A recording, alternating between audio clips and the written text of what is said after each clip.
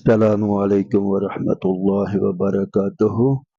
الحمدللہ رب العالمین، سب تعریفیں اللہ رب العزت کے لائق ہیں اور وہ ہر خوبی کا مالک ہے، ہر کمی سے پاک ہے۔ ہر طرح کے درود و سلام علی محمد و علی آلہ و اصحابہ و ازواجہ و بناتہ و اولادہ و بارک وسلم۔ آج ہماری گفتگو نبی مکرم صلی اللہ علیہ وسلم کا آخری خطبہ ہے۔ الحیثمی جلد 9 صفحہ 42 پر طبرانی شریف کے حوالے سے ہے، جبکہ طبرانی اوسط اور والکبیر میں اختصار کے ساتھ یہ بات آئی ہے۔ حضرت معاویہ بن ابی سفیان رضی اللہ عنہ فرماتے ہیں، نبی مکرم صلی اللہ علیہ وسلم نے ایک مرتبہ مرض الوفات میں فرمایا، مختلف کنووں سے 7 مشکوں میں پانی بھر کر میرے اوپر ڈالو تاکہ مجھے کچھ افاقہ ہو اور میں لوگوں کے پاس باہر جا کر انہیں وصیت کروں۔ چنانچہ پانی ڈالنے سے نبی مکرم صلی اللہ علیہ وسلم کو کچھ افاقہ ہوا تو نبی مکرم صلی اللہ علیہ وسلم سر پر پٹی باندھے ہوئے باہر آئے اور منبر پر تشریف فرما ہوئے، پھر اللہ رب العزت کی حمد و ثنا بیان کی، پھر فرمایا، اللہ کے بندوں میں سے ایک بندے کو یہ اختیار دیا گیا کہ یا تو وہ دنیا میں رہ لے یا اللہ کے ہاں جو اجر و ثواب ہے اسے لے لے۔ اس بندے نے اللہ تعالی جل شانہ کے ہاں کے اجر و ثواب کو اختیار کر لیا۔ یہاں اس بندے سے مراد نبی مکرم صلی اللہ علیہ وسلم ہے، اور مطلب یہ ہے کہ آپ صلی اللہ علیہ وسلم اس دنیا سے جلد تشریف لے جانے والے ہیں۔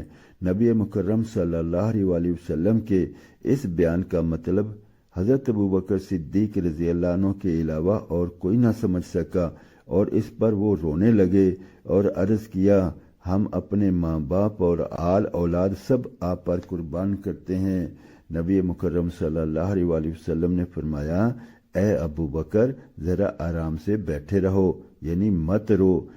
میرے نزدیک ساتھ رہنے اور مال خرچ کرنے کے اعتبار سے لوگوں میں سب سے افضل نے ابی قحافہ یعنی حضرت ابو بکر رضی اللہ عنہ ہیں۔ مسجد میں جتنے دروازے کھلے ہوئے ہیں سب بند کر دو۔ حضرت ابو بکر رضی اللہ عنہ کا دروازہ صرف کھلا رہنے دو، کیونکہ میں نے ان پر نور دیکھا ہے۔ البدایہ جلد 5 صفحہ 229 پر اس واقعہ سے متعلق کچھ مزید تفصیل موجود ہے۔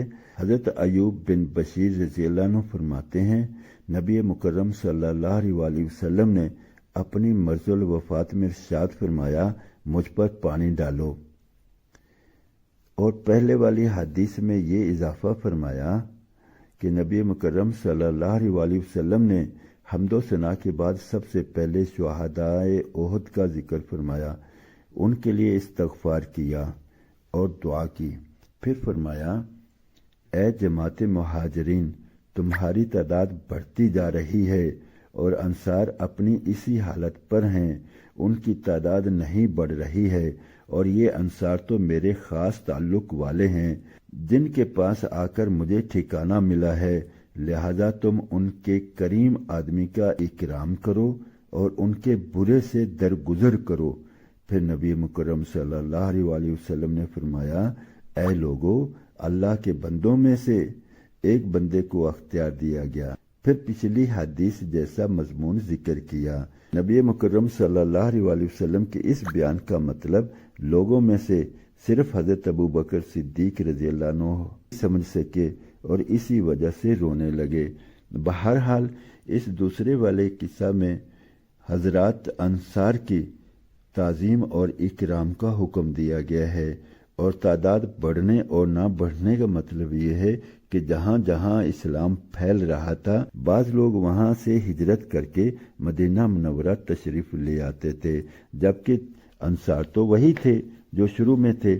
اس لیے ہمارے ذمے ہے کہ ہم حضرات انصار کی بے انتہا قدر کریں، جیسا نبی مکرم صلی اللہ علیہ وسلم نے خود ارشاد فرمایا کہ ان کے کریم آدمی کا اکرام کرو اور ان کے برے آدمی سے درگزر کرو۔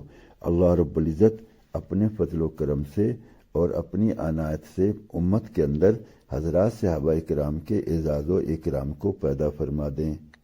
गुजारिश है कि इन बातों को अपने दोस्त अहबाब अजीज व अकारब तक पहुँचाएं कि हर कोई सहाबा किराम की इज्जत और इकराम करने वाला बन जाए और नबी मुकर्रम सल्लल्लाहु अलैहि वसल्लम की इस नसीहत पर अमल पैरा हो जाए, बल्कि हर कोई हजरत सहाबा किराम की इज्जत और तौकीर को उम्मत में फैलाने वाला बन सके। अल्लाह रब्बुल इज़्ज़त मुझे, आपको और हम सबको अमल की तौफीक अता फरमाए।